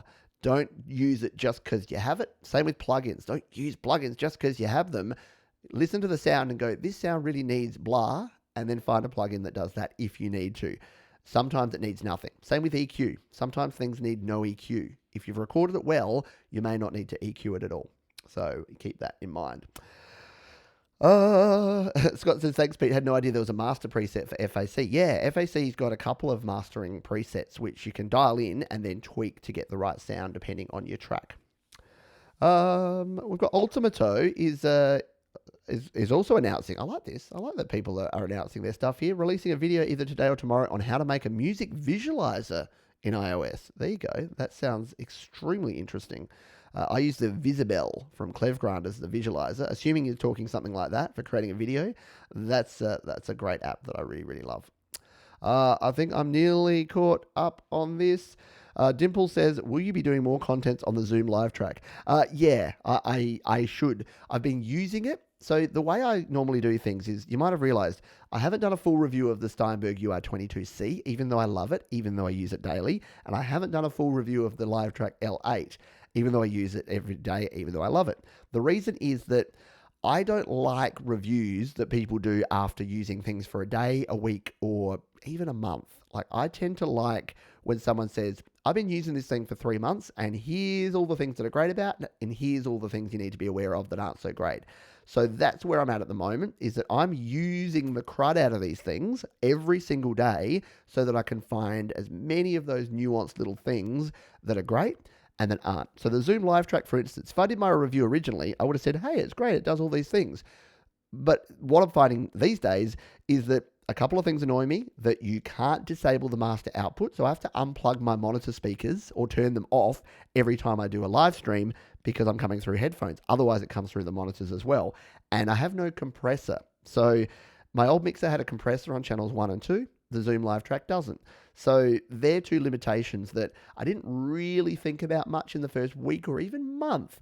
But the longer I'm using it, the more I'm realizing that's the case. So the reason, again, I bought this new gear and I haven't jumped out and done a bunch of reviews is other people have done all those, the whole, what do they sound like? What do they do? I've done my first look stuff, but then I want to give you a deep dive. And when I want to do a deep dive, I want to tell you everything from a real user who's really been using the stuff. I know that's a long way to say I've been too lazy to get off my butt and do it, but hopefully that makes sense to you. Alrighty, yeah, blinded by the bling, as Metallion58 says, by all of the shininess. Righty dokie, let's move on and continue with what we're doing here. So we'll bring back up the screen The other thing, we're right back here in Audio Share. Let's jump back to GarageBand. So the other thing that you may want to do within mastering, and again, I'm not going to go into a lot of detail with this. Obviously, you can add in any plugin you like, and you can use things like a stereo widener. You can use things like reverb, like delay. They're not commonly used. Anything outside of limiting and EQ isn't super common, but it's possible. The reason I say it's not super common is you should probably be doing that stuff in your mix and getting it sounding good in your mix before you send it out here. EQ is the one thing that after you do all of this sort of thing, you may want to come back and just tweak some EQ. So let's show you how we do that. We'll turn back on the peak limiter on this track. In fact, why don't we, I'm a bit bored of this track. Let's play with a different one. Let's play with Hold On, because this one's going to be a little bit slightly different. Now what I'll actually do, because I've already dialed in these here, I'm just going to duplicate this track out, and then we're just going to bring Hold On up. Hold on up so that we can bring it right behind this one, like so. And then we'll just delete this one away. See ya. And that just means that this has retained the same plugins that we had here. So it's already turned it down here. And in this case, I'll probably turn it down a wee bit more, because Hold On was a much louder song. We might want to turn it down a bit more. So let's take a listen to this without anything at the moment. We'll hit play on this. Don't know how. Look around at what others do.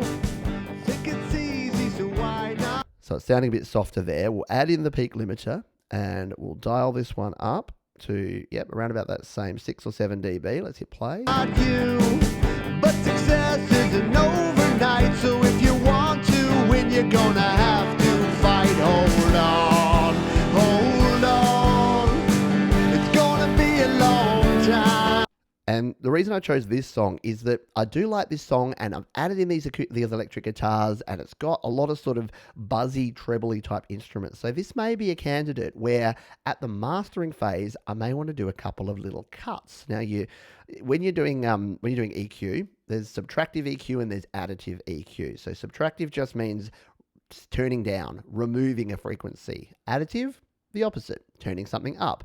Most people, when they're listening, when you're starting out, you think, what is this missing? Let's add in some bass. So you go, oh, it's too trebly. Let's just turn up the bass. So if I did that, there'd be no problem doing that. Let's do that. Let's see what that would do. So if we play this. Life is long and you have much time. You're in a rush and you don't know why. You want it all and you want it now, but you doubt your talent and you don't know. In fact, a little bit of bass might actually be good in this mix. We'll come back and explore that in a moment. But really what we probably want to do is find any frequencies that we don't like and just turn them down a little hair. So we'll actually probably come more up around here, up around the mids or even the high. So with LRC, this one here is going to be your shelf that you can use at the top. This one here is a peak. So if you wanted to just make a little cut, you'd probably grab, oh, I've tapped on there, go away. You probably want to bring this one up just so that you can do the little move like that, because if you use this one, it's going to be a shelf that's going to go up like that or down like that, just so that you keep that in mind. And by the way, if you do a bunch of random stuff like I do, there's no undo for EQ, especially in LRC. But if you tap in the bottom left here and go flat, it re-flattens it out, yeah? So that's a good thing to keep in mind if, like me, you experiment and then you're like, oh, how do I get it back to 0? Because these ones don't have the double tap option that a lot of plugins do.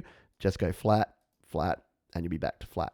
So what I'll do here is let's just play this track and I'll turn up. I'll try and find, in fact, before we do that, what I want to do, and it's going to be hard to demonstrate because I can't show with the mouse here, but if you tap on one of these and then you, it's moving around, and then you spread your fingers out, can you see that in that little one? In fact, I'll turn it up so you can see it easier. Put it up here, we tap on it. If I spread my fingers like I'm zooming in, it does that. It increases the Q setting and it gives us this nice sort of sharp point there. And then if I pinch my fingers together, it flattens out like that. So when you're searching around finding frequencies that you may not like or that you may want to remove, I recommend a narrow Q setting like that so you can really hone in on those frequencies and find the ones that maybe you don't want to have in your final master. So let's bring this back down. We'll play the track and we'll come up and sweep around. And let's just see if we can locate a frequency. It's one of those treble frequencies that we don't actually want, or the mids or high mids that we don't actually want in here. Let's hit play. Oh, how? Look around at what others do. Think it's easy, so why not you? But success isn't overnight, so if you want to win, you're gonna have to fight. Hold up. Hopefully that sounds terrible to you as well. That's sort of around that zone that I think there's too much of this, too much energy, too much higher frequency, mid to high frequency there. So what we can do is we can actually drop this down. So if we come back and play it again, I'll reduce it down and we'll see if we can get that a little more balanced.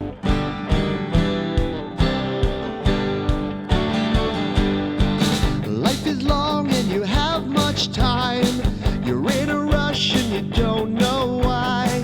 You want it all and you want it now, but you doubt your talent and you don't know how. Look around at what others do. Think it's easy, so why not you? But success isn't overnight, so if you... So there you go. All we've done is we've done one cut around about that area where we found those frequencies. And it doesn't matter if you're like me. I've not studied all the frequencies. I don't have the chart memorized in my head going that my bass sits here, my guitars sit here, my vocals here. Just use your ears. Listen to what sounds crappy to you and reduce the crappiness. That's the easiest way I can say. Because remember, an EQ is just a volume control for a different frequency. So all I've done here, if we tap on this one, down the bottom right, all I've done is reduce by about 2 dB at 3,500 hertz. So just some of those piercing sounds I was getting through there, that is hopefully what we're going to remove. Now you won't be able to hear a whole bunch of difference here, but if we just play it back, we'll turn off and then just listen, and then I'll turn it on and see if we can hear a little bit of the difference. But success isn't overnight, so if you want to win, you're gonna have to fight. Hold on, hold on. It's gonna be a long time. Hold on. So that's the sort of thing we can do there. And because this one's also a little bit fizzy on the top end here, we might even want to, whoop, don't do that, that moves them away. We might even want to grab this and just shelf off a little bit of that high end. I think I went a bit nuts trying to add in a little bit of air. So we might just want to remove a little bit of that, only like 1 or 2 dB. And then if we play again. Hold on, 'cause it's gonna be a long, long time. Hey! And again, hopefully we're doing no harm. Hopefully I'm paying attention to my own words and what I said to do, and we're not actually hurting the mix. We're just finding ways to make it sound a little bit better. So let's rehash on the options that we've covered here on this very basic mastering tutorial slash overview. We've looked at the fact that we can bring in our final mix wave file. Because we're in GarageBand, it'll auto normalize, which just means it turns all the volumes up so that the loudest volume is right up at 0 dB. To combat that, we're going to turn down our mix by putting our visual EQ as the first plugin in our chain. We could also use this slider, but it just gives us a little bit less control, I find. We've then added a peak limiter at the bottom of our chain. We've used a slow attack time and a fast release time so that it's only doing a little bit of limiting at the top there. It's not really crunching and going to create that pumping and distorting sound. And then we've turned the gain up to taste. And then we've come in here, and any frequencies we find that are really still standing out, we've made very small moves. I'm talking 1 dB, 2 dB tops. We don't want to make big moves here.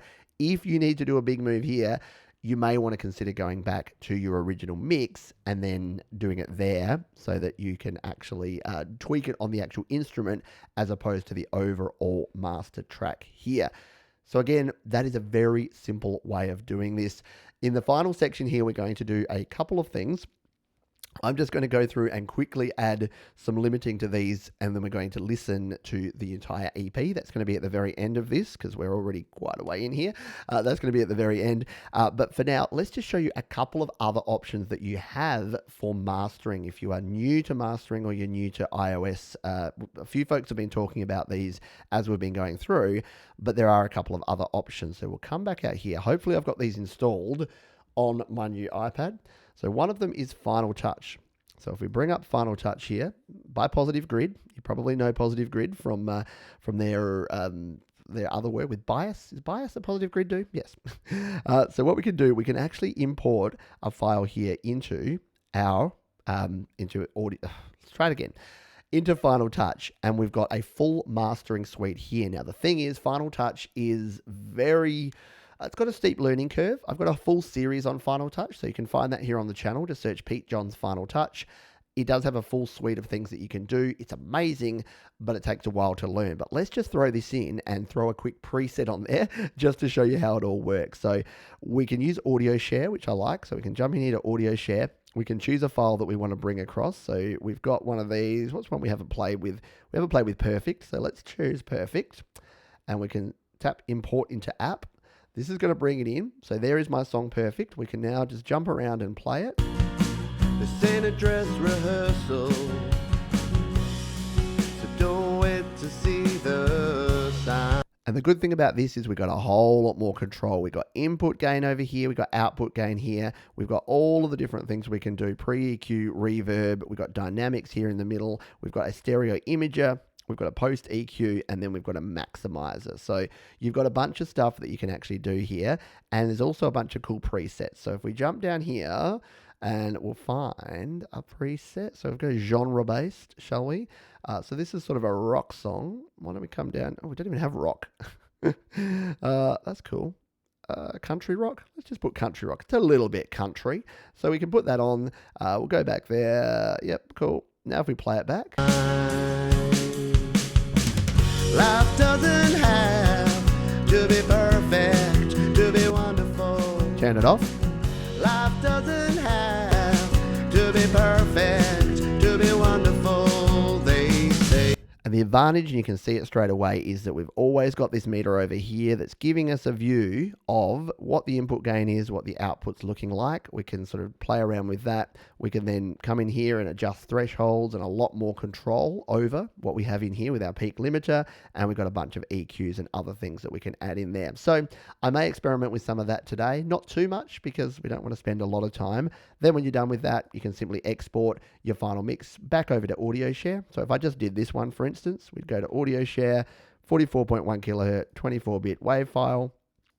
We'll export it. It'll go and render down and export that WAV file.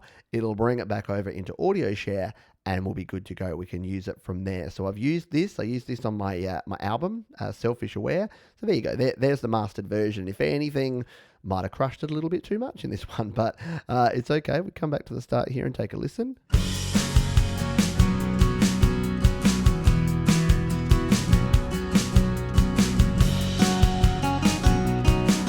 Actually sounds okay, doesn't it? So that's Final Touch. That's another option that you have here for your mastering. Let's take a look at a couple more. There is Grand Finale, which is made by my favorite company, GarageBand, one of my favorite audio companies, GarageBand. Same sort of thing here. We can use the same process. We can again import our file here. We'll use Audio Share import again. You can see why Audio Share is so handy because all of these different apps, all your audio apps support it. Just makes copying around your stuff so much easier. Let's use the one we haven't used so far. Let's use Fence Sitter. We'll import that over here into Grand Finale. Same sort of deal. We've got the same sort of controls here, but a lot simpler. So we've got your input and your output. We've got some distortion and compression we can add in here. We've got a compressor, a multi-band compressor, stereo widener, and EQ. But they're all here in this one interface, this single screen. The benefit of Grand Finale over Final Touch is that this is available for iPhone as well as iPad. So Final Touch is only an iPad app. This one is available on your iPhone, which can be cool. And of course, we have the obligatory presets as well. Down the bottom here, we'll tap on presets. Let's just go with a master. And we'll go with a nice pop master, shall we? Because this is a nice pop song. I'm probably going to realize that I've gone to all that effort, and then I'll master them here, and they'll sound way better. But that's okay. Then I'll just use them and release them. Sorry, I just randomly went, oh, I just put that up and I scared myself and probably you as well. Let's just turn the output down on that one a little bit, shall we?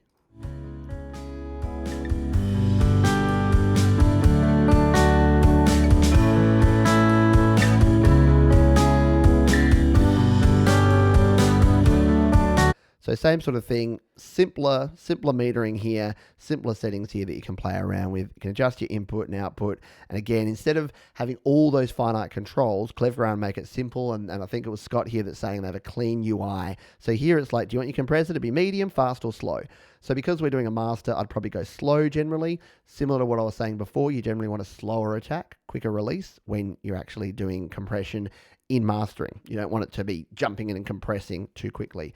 So you can play around with that. Then once again, export it. So again, we'll do the same thing. We'll export it. Wave 24-bit. Yep, fine. We'll hit save. Actually, I think the rendering engine's a little bit slower here, so we may not go through this process because you know what it's going to do here. We'll just cancel that one. So we'll then export. We can then throw it back into Audio Share, and we'll be good to go. The one final one, if you just want the easiest approach, you don't want to have to think about any settings at all, I'd recommend this one. It's called Audio Master Pro. It's sort of in between in terms of cost, by the way. So Final Touch, about $20 US.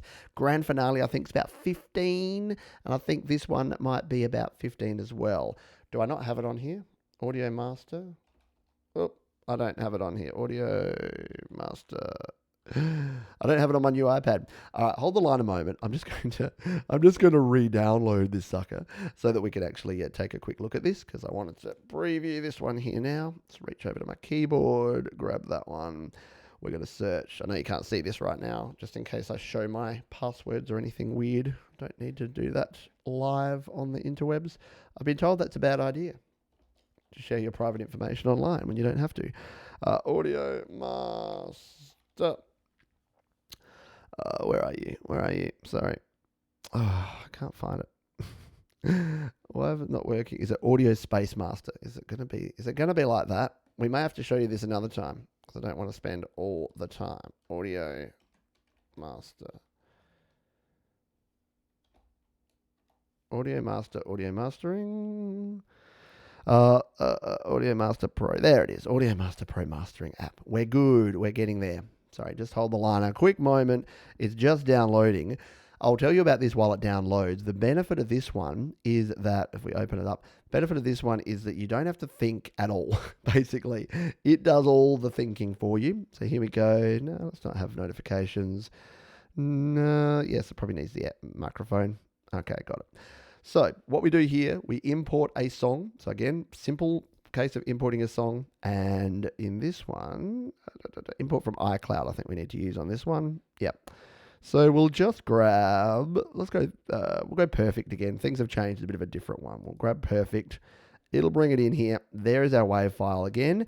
And this time, all we really need to do is decide whether we want to use this to just use some custom EQ. So you can set your own custom EQ here and just use EQ to do your mastering.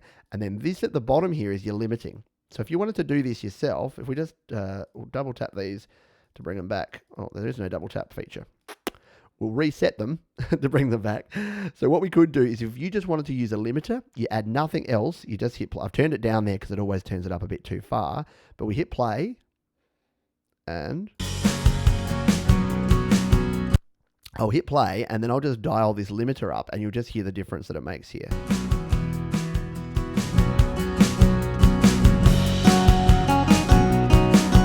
So in its basic settings, all you need to do is say I wanted to give this a little more bass. So I didn't like the treble, so we just drop the treble down a little bit on there and there. You can adjust all these values, so you can set what frequency they're at and that Q setting that we talked about before. So there are another couple of things you can do. And then, we can just hit play and dial in the difference here. And what I'll do is I'll hit this compare button, because the good thing about this is you can compare the original and the mastered version on the fly with this. So I'll show you what I mean. If we hit play, there's the unmastered. Life isn't always fair. And it just gives you a quick and easy idea of what's going on here. So if we go down, the other things you've got here is you've got different presets. So now ignore all these dials. It's confusing, I know, but these dials do nothing. the goggles, they do nothing. The dials do nothing. But you can see here you got podcasts, you got voiceover, rock, folk, blues, classical, country, bunch of different genres. So we'd go with something like rock for this. And then you've got kind of three settings, which are just different severities, basically. Excuse me. So we'd start with number 1 here, and we'd play this back. And everyone has their pride. Again, we can use compare. It's easy to hide away and harder to find solutions.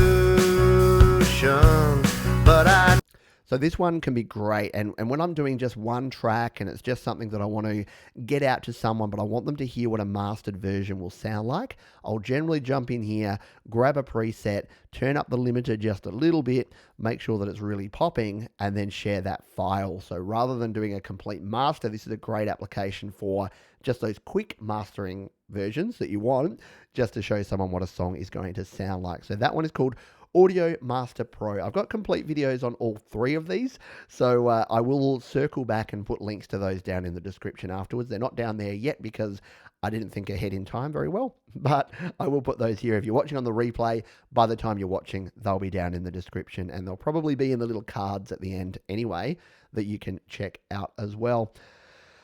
Oh, well, so where to from here is that we'll do a quick version back again, as I said, in GarageBand, and we are going to finish up because I need to listen to this whole EP through just to sort of do some tweaking. So feel free to hang around for that if you want to hear what is going to be close to the final mastered version as I do that. Otherwise, you can move on after we finish this final g'day to the folks who are here live, who have been fine enough to join us here on the show. Alrighty, so we have to see. Hello to Castaway Studios. Says, right on, I've been using the L8 through a PreSonus headphone amp, which has monitors out and muting.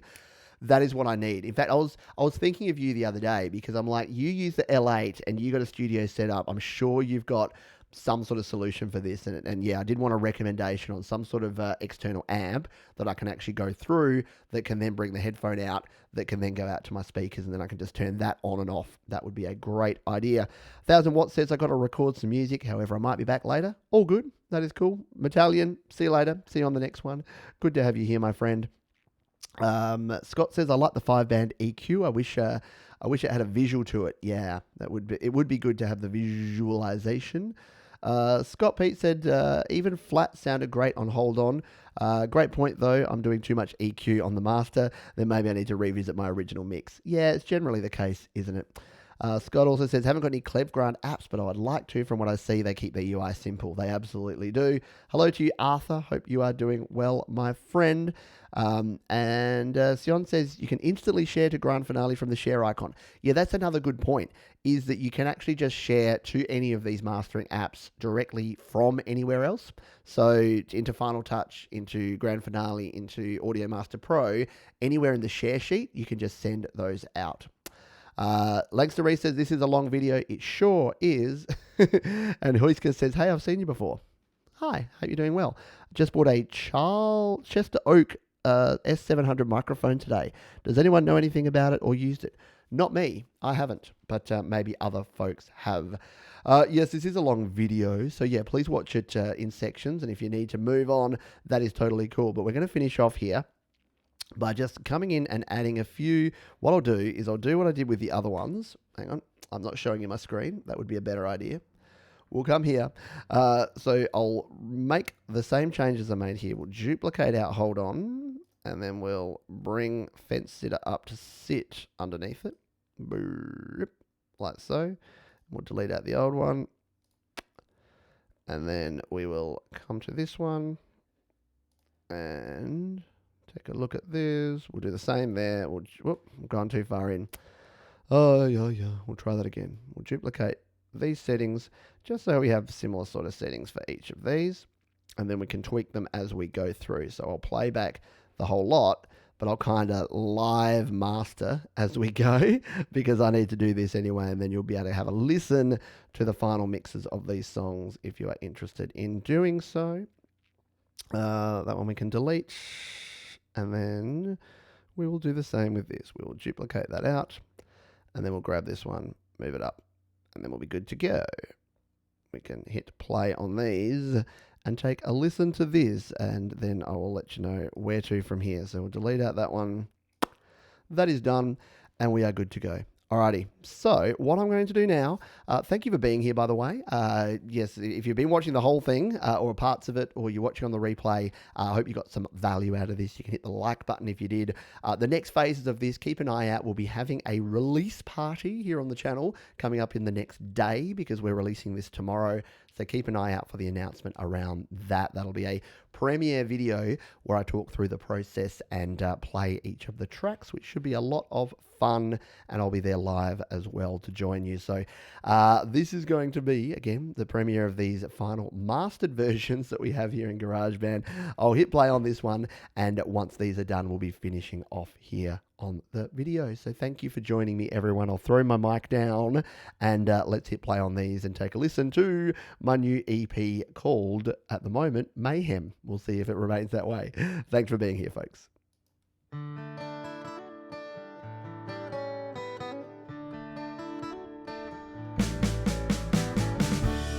Maybe I spread things a little too thin. Maybe I'm trying too hard just to win.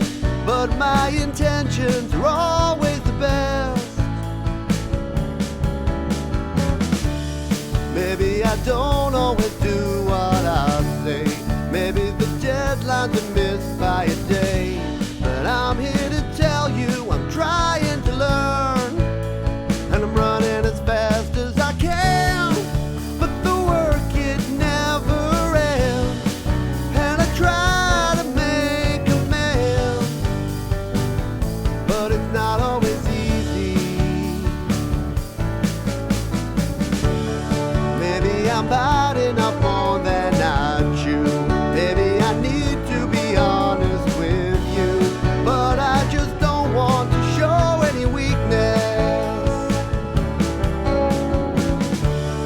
Maybe I need to step back for a while. Maybe I don't need to go one more mile, so I can keep my promise to you. And I'm running as fast as I can, but the work, it never ends, and I try to make amends, but it's not always easy. And I try to do everything I say, but I've only got one day today.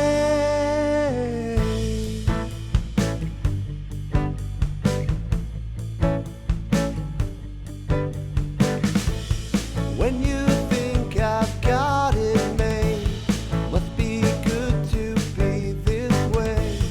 Look at what the people say.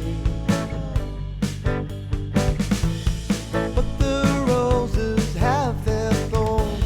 My biggest critic wears the horn. I think it's time to slow it down.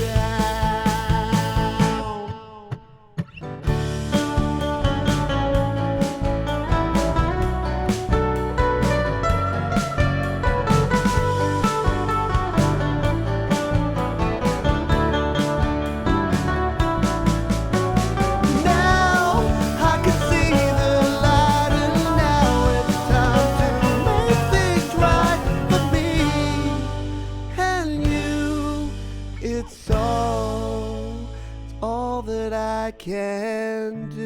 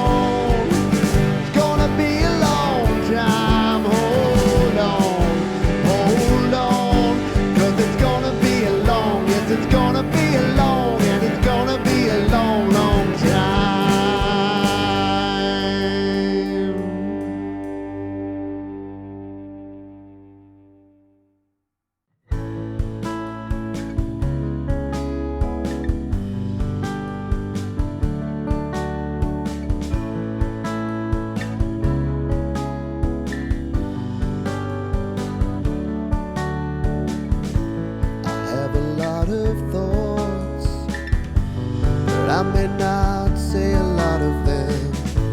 I let the words come out every now and then. I think a lot of things that many others disagree with. You won't even know unless you choose to ask. Sometimes it's easier to fly when you're just too tired to fight. I'm a fence sitter. Sometimes I like to keep my thoughts to myself. It's easier facing up to the conflict, and I know that not everyone's this way, but it's how I get through the day. Fence sitter.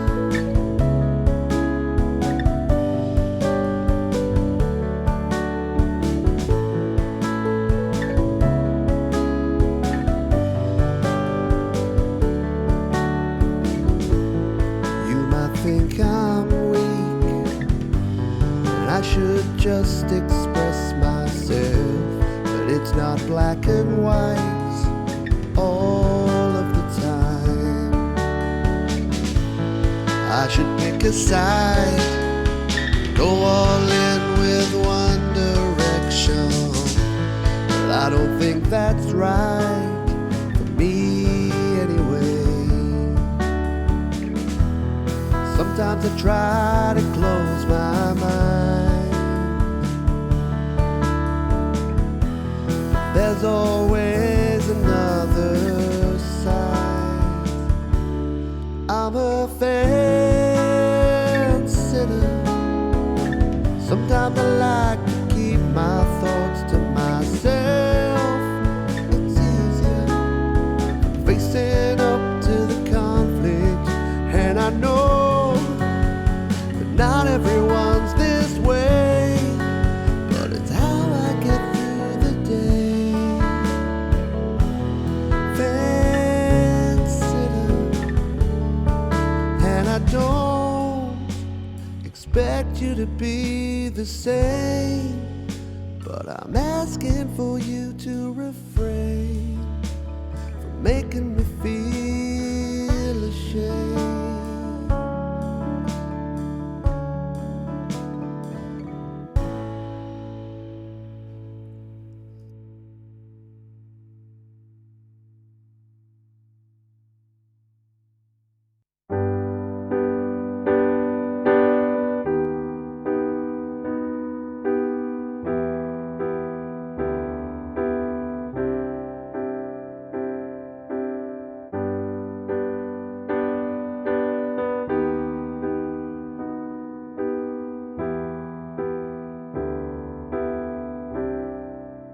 Things aren't the same, everything's changed. Even the sun doesn't feel so bright today. When will it end? When can we leave? Right now I'd settle for a small reprieve. It's been a week, it feels like a year. I'm doing okay, but you're not near. Are you okay? Do you feel fine? How are you finding things in this new design? Don't know how long it's gonna last, but like everything, this too shall pass. This too shall pass.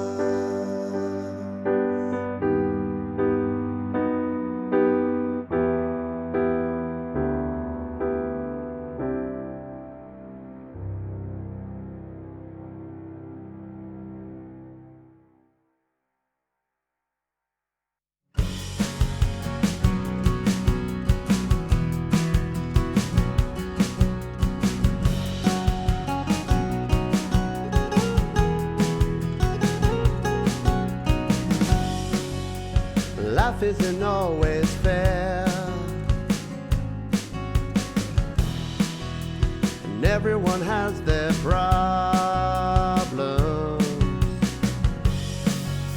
It's easy to hide away and harder to find solutions. But I know this for sure, this ain't a dress rehearsal, so don't wait to see the signs. Life doesn't have to be perfect to be wonderful. Life doesn't have to be perfect to be wonderful, they say, but sometimes it feels that way.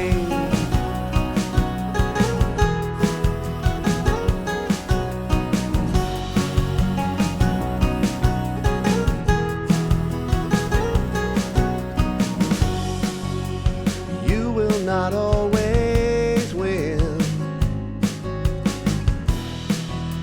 and sometimes you lack direction, but you gotta stay the course, 'cause you're gonna face rejection, and you won't always know that there's a battle ahead. Sometimes the war is in your head. Life doesn't have to be perfect to be wonderful. Life doesn't have to be perfect to be wonderful. And I don't know what is left to say, 'cause sometimes you hide away and look back on your mistakes, but you cannot turn back time and make everything seem fine. So remember, life doesn't have to be perfect to be wonderful. Life doesn't have to be perfect to be wonderful. Life doesn't have to be perfect to be wonderful. Life doesn't have to be perfect to be wonderful.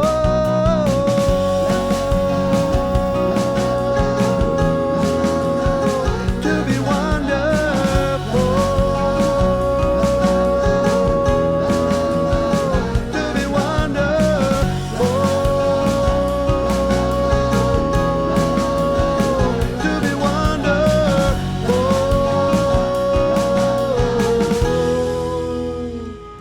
To be wonderful.